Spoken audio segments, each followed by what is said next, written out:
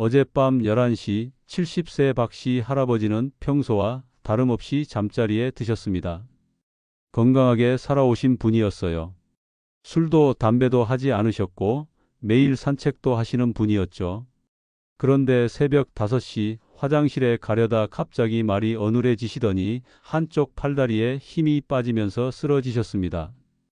응급실로 실려온 박씨 할아버지의 가족들은 모두 같은 말씀을 하셨어요. 평소에 건강하셨는데 어떻게 이런 일이? 하지만 제가 할아버지의 식습관을 자세히 들어보니 그 원인을 찾을 수 있었습니다. 매일 아침 된장찌개 한 그릇, 점심에는 고추장 비빔밥, 저녁에는 짠 김치와 젓갈, 그리고 주방에서 자주 사용하시던 그 조미료들.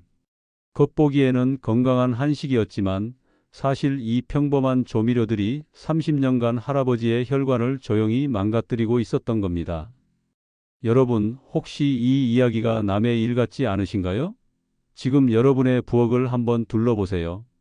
그 평범한 조미료들 중에 여러분의 건강을 위협하는 위험한 존재들이 숨어 있을지도 모릅니다. 오늘 제가 30년간의 응급실 경험을 바탕으로 여러분께 꼭 알려드리고 싶은 이야기가 있습니다. 우리가 매일 사용하는 6가지 조미료에 숨겨진 진실, 그리고 그 중에서도 가장 의외의 범인에 대한 충격적인 사실까지 말이에요. 잠깐만요. 앞으로 전해드릴 내용이 정말 중요합니다. 구독과 좋아요 한번 눌러주시면 큰 힘이 됩니다. 안녕하세요, 여러분. 저는 30년 넘게 응급실에서 근무해온 응급의학과 의사 김수민입니다. 지난 30여 년간 제가 응급실에서 만난 환자들 중 가장 안타까웠던 순간들을 떠올려 보면 대부분 뇌졸중으로 실려온 분들이었습니다. 특히 50대에서 70대 사이의 환자분들이 갑작스럽게 쓰러져서 오시는 경우가 정말 많았거든요. 어젯밤만 해도 68세 할아버지 한 분이 응급실로 실려왔습니다. 가족분들 말씀으로는 평소 건강하셨던 분인데 저녁 식사 후 갑자기 말이 어눌해지시더니 한쪽 팔다리에 힘이 빠지면서 쓰러지셨다고 하더라고요. 다행히 골든타임 안에 오셔서 치료를 받으실 수 있었지만 만약 조금만 더 늦었다면 정말 위험한 상황이었을 겁니다. 그런데 여러분, 이런 뇌졸중이 갑자기 찾아오는 것 같아 보이지만 사실은 그렇지 않습니다. 우리가 매일 먹는 음식, 그 중에서도 특히 조미료들이 조용히 그러나 확실하게 우리 혈관을 망가뜨리고 있었던 거예요.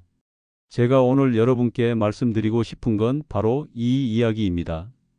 우리 부엌에 있는 평범해 보이는 조미료들, 매일 당연하게 사용하고 있는 그 재료들이 사실은 시한폭탄 같은 존재일 수 있다는 것입니다. 물론 이 조미료들이 모두 나쁘다는 건 아닙니다. 하지만 우리가 얼마나 많이, 얼마나 자주 사용하고 있는지 한 번쯤 점검해 볼 필요가 있어요. 제가 응급실에서 만난 뇌졸중 환자분들의 공통점을 찾아보니까 정말 놀라운 사실을 발견했습니다. 대부분의 분들이 평소 짠 음식을 좋아하시고 달콤한 소스를 자주 드시며 기름진 음식을 즐기셨더라고요. 그리고 이런 식습관이 10년, 20년 이어지면서 서서히 혈관이 막히고 딱딱해져서 결국 뇌졸중이라는 무서운 결과로 이어진 거였습니다. 특히 기억에 남는 환자분이 계셨어요. 71세 할머니셨는데 평생 건강하게 사셨다고 하시면서도 매 끼니마다 된장찌개를 드시고 고추장을 듬뿍 넣은 비빔밥을 좋아하셨대요. 그리고 튀김 요리도 자주 해 드셨고요.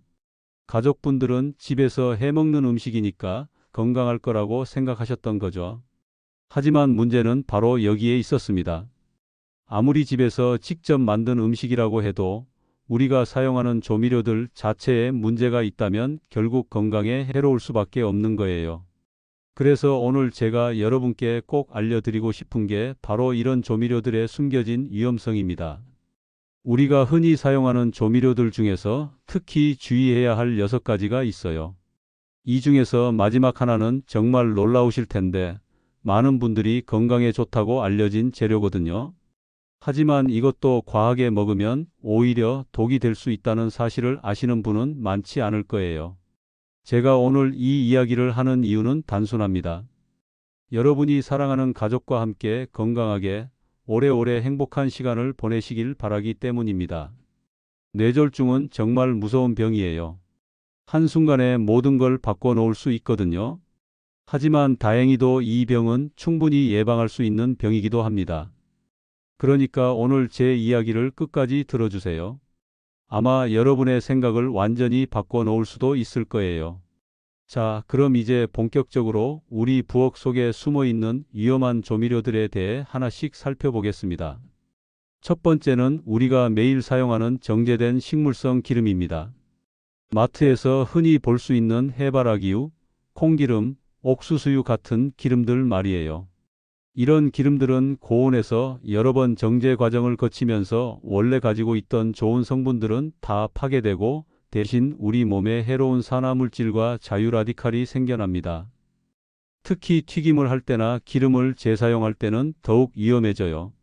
이런 변질된 기름들이 혈관 내벽에 플라크처럼 달라붙으면서 심근경색이나 뇌졸중을 촉진시키거든요.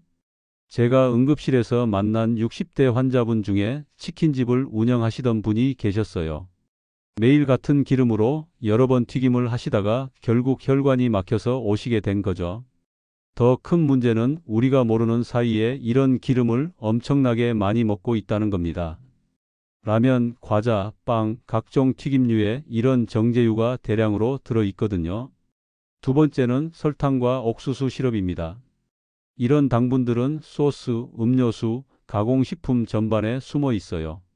문제는 이런 당분을 과다 섭취하면 혈당이 급상승한다는 것입니다.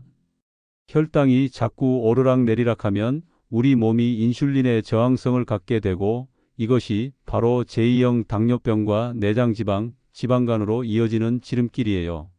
특히 내장지방은 가장 강력한 염증 유발 요인입니다. 이 염증이 혈관을 손상시키고 동맥경화를 촉진시켜서 결국 뇌졸중의 위험을 높이게 되는 거죠. 70대 할머니 한 분은 매일 달콤한 요구르트와 과일 통조림을 드시면서 건강식이라고 생각하셨는데 실제로는 엄청난 양의 설탕을 섭취하고 계셨던 거예요. 세 번째는 된장입니다. 많은 분들이 의외라고 생각하실 텐데 된장은 발효 과정에서 생기는 유익균들이 분명히 우리 몸에 도움이 됩니다. 하지만 문제는 소금 함량이에요. 된장찌개 한 그릇에 들어있는 나트륨의 양이 세계보건기구에서 권장하는 하루 섭취량의 절반 이상이나 됩니다. 나트륨을 과다 섭취하면 고혈압이 생기고 뇌혈관이 파열될 위험이 높아져요. 80세가 넘은 어르신들은 특히 짠맛을 좋아하시는 경우가 많은데 매 끼니마다 된장찌개를 드시면서 자신도 모르게 엄청난 양의 소금을 섭취하고 계신 거거든요. 네 번째는 고추장입니다. 고추장에는 나트륨과 설탕 그리고 발효 전분이 동시에 들어 있어요. 그러니까 혈압과 혈당에 이중 부담을 주는 셈이죠. 이런 상태가 지속되면 혈관벽이 손상되고 혈전 위험이 높아집니다. 고추장은 우리 밥상에 거의 매일 오르는 조미료라서 더욱 문제가 돼요. 비빔밥, 쌈장, 찌개 등에 들어가니까 하루에 먹는 양이 상당하거든요. 다섯 번째는 소금 자체입니다. 한국 사람들의 평균 나트륨 섭취량은 세계보건기구 권장치의 2배에서 3배나 됩니다. 김치, 젓갈, 장아찌 같은 전통 음식뿐만 아니라 라면, 가공식품에도 소금이 엄청나게 많이 들어있어요. 과다 섭취하면 혈압이 올라가고 뇌혈관 파열 위험이 높아집니다. 실제로 여러 연구에서 하루 소금 섭취량을 줄이는 것만으로도 뇌졸중 위험을 약 20% 정도 감소시킬 수 있다고 나와 있어요. 마지막 여섯 번째, 가장 놀라운 범인은 바로 마늘입니다. 많은 분들이 깜짝 놀라실 텐데 마늘에 들어있는 알리신 성분은 혈전 억제, 콜레스테롤 감소, 염증 완화에 도움이 되는 것이 맞습니다. 하지만 문제는 과다 섭취할 때 생겨요. 특히 항응고제를 복용하는 환자분들에게는 출혈 위험이 증가할 수 있습니다. 또한 생마늘을 과량 섭취하면 위장 장애가 생길 수 있고 혈압이 급강하해서 어지러움을 느낄 수 있어요. 70대 이상 어르신들에게는 이런 급격한 혈압 변화가 낙상으로 이어질 수 있어서 더욱 위험합니다. 결국 하루에 몇 쪽 정도의 적정량을 지키는 것이 가장 안전해요. 이렇게 6가지 조미료의 숨겨진 위험성을 살펴봤습니다. 다음에는 이런 문제들을 어떻게 해결할 수 있는지 구체적인 방법들을 알려드리겠습니다. 여러분, 지금까지 우리 부엌에 숨어있는 6가지 위험한 조미료들에 대해 말씀드렸는데요. 이제 좀 더 넓은 시각에서 한번 생각해 보겠습니다. 과연 우리나라만 이런 문제를 가지고 있는 걸까요? 제가 의학학회나 국제회의에 참석할 때마다 느끼는 것이 있어요. 다른 나라 의사들과 이야기를 나누다 보면 우리나라의 뇌졸중 발생률이 상당히 높다는 걸 알 수 있거든요. 특히 일본과 비교해 보면 정말 큰 차이가 나요. 일본은 우리와 비슷한 동양 문화권이고 된장이나 간장 같은 발효식품도 많이 먹고 고령화도 우리보다 더 진행되어 있어요. 그런데 왜 뇌졸중 발생률은 우리보다 낮을까요? 가장 큰 이유 중 하나가 바로 소금 섭취량의 차이입니다. 일본 사람들도 간장과 된장을 많이 사용하지만 우리나라 사람들만큼 짜게 먹지는 않아요. 특히 국물 문화가 달라요. 우리는 찌개나 국을 매일 먹고 그 국물까지 다 마시는 경우가 많잖아요. 하지만 일본은 맑은 국물 위주이고 국물을 다 마시지 않는 문화예요. 실제로 70대 이상 어르신들을 대상으로 한 여러 조사를 보면 우리나라 어르신들의 나트륨 섭취량이 일본 어르신들보다 상당히 높게 나와 있습니다. 이것이 바로 뇌졸중 발생률의 차이로 나타나는 거예요. 소금 섭취가 적으면 혈압도 안정되고 뇌혈관 파열 위험도 현저히 낮아지거든요. 그런데 더 놀라운 건 지중해 지역 사람들의 식습관입니다. 이탈리아, 그리스, 스페인 같은 지중해 연안 국가들을 보면 우리보다 기름을 훨씬 많이 사용해요. 하지만 그들이 사용하는 기름은 우리가 사용하는 정제유와는 완전히 달라요. 지중해 사람들은 정제유 대신 올리브유를 주로 사용합니다.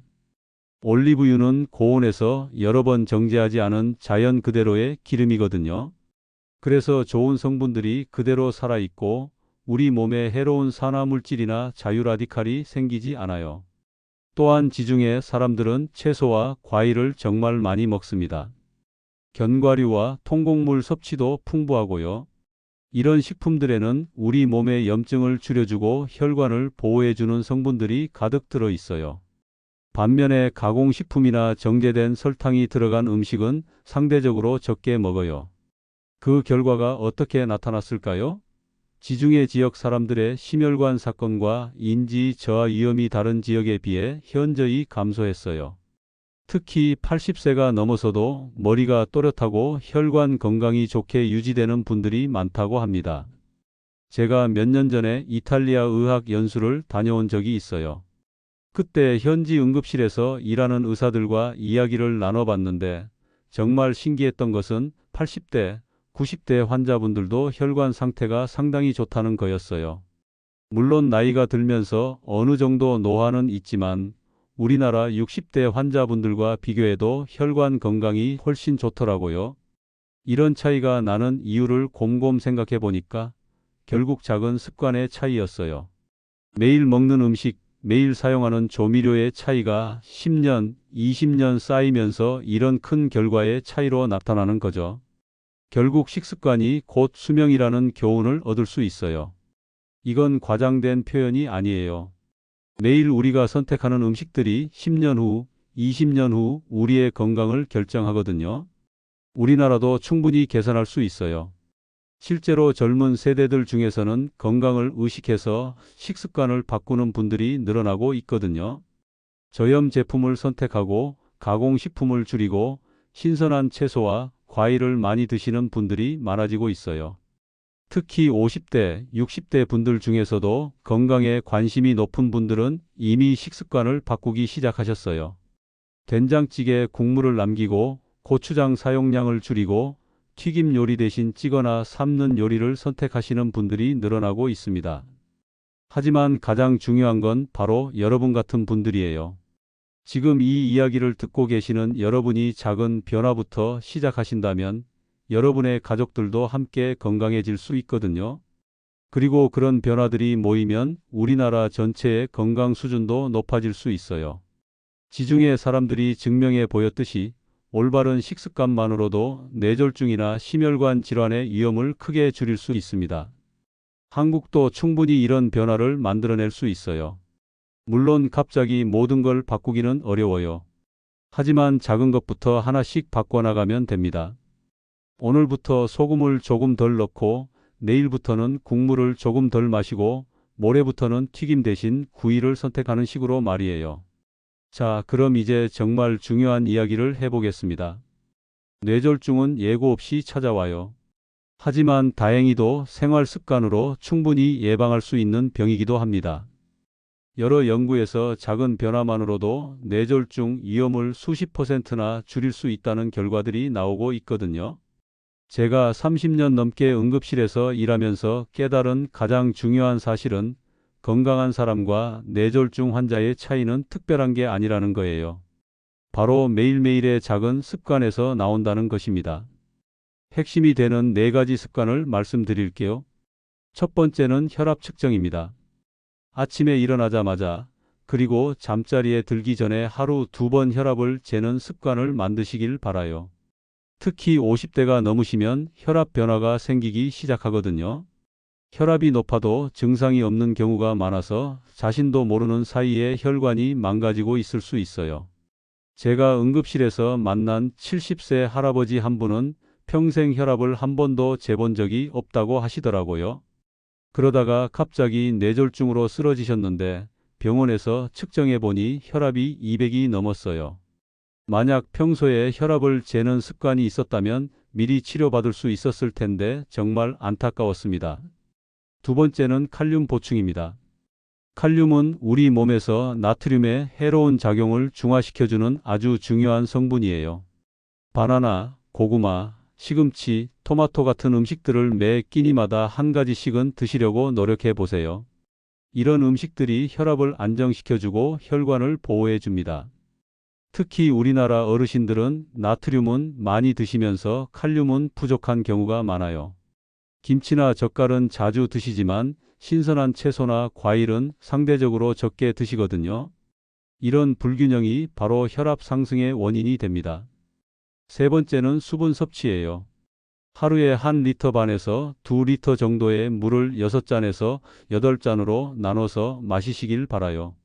한 번에 많이 마시는 것보다는 조금씩 자주 마시는 게 좋습니다.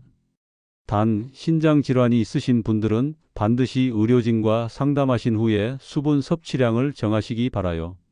물을 충분히 마시면 혈액이 끈적해지는 것을 막을 수 있어요. 특히 새벽 시간대에 뇌졸중이 많이 발생하는 이유 중 하나가 밤사이 수분이 부족해져서 혈액이 진해지기 때문이거든요. 네 번째는 식후 활동입니다. 매 끼니 후에 15분 정도 가벼운 걷기나 스트레칭을 해보세요. 이렇게 하면 혈당이 안정되고 소화도 촉진됩니다. 특히 저녁 식사 후에는 더욱 중요해요. 저녁에 과식하고 바로 누워 계시면 혈당과 혈압이 모두 올라갈 수 있거든요. 이제 바로 적용할 수 있는 구체적인 방법들을 알려드릴게요. 먼저 소금과 나트륨부터 줄여보시죠. 국이나 찌개 국물을 절반만 드시고 김치를 물에 한번 헹궈서 드시고 간장도 저염형 제품을 선택해 보세요. 목표는 하루 2000mg 이하, 소금으로는 5g 정도입니다. 기름 사용법도 바꿔보세요. 튀김을 하실 때는 180도 이하의 온도에서 하시고 기름은 한 번만 사용하는 것을 원칙으로 하세요. 기름에서 연기가 나거나 냄새가 변하면 바로 버리시고요.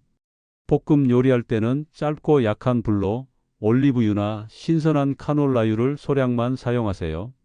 고추장이나 된장 사용량도 숟가락으로 계량해 보세요. 고추장 한 작은술이 약 5g 정도예요. 저염이나 저당 제품인지 확인하시고 사용량을 기록해 보시는 것도 좋습니다. 외식하실 때 된장찌개를 드신다면 다른 분과 나눠 드시거나 국물을 남기시는 게 좋아요. 설탕이나 시럽이 들어간 가공 소스나 음료를 줄여보세요. 일주일에 80%는 무가당 제품으로 바꿔보시는 걸 목표로 하시면 됩니다. 첨가당은 전체 칼로리의 10% 미만, 가능하면 5% 미만으로 유지하시는 게 좋아요. 마늘은 음식으로 드실 때 하루에 몇 쪽 이내로 드시면 됩니다. 특히 항응고제나 항열소 판제를 드시는 분들은 고농축 마늘 보충제는 피하시고 의사와 상담하시기 바라요.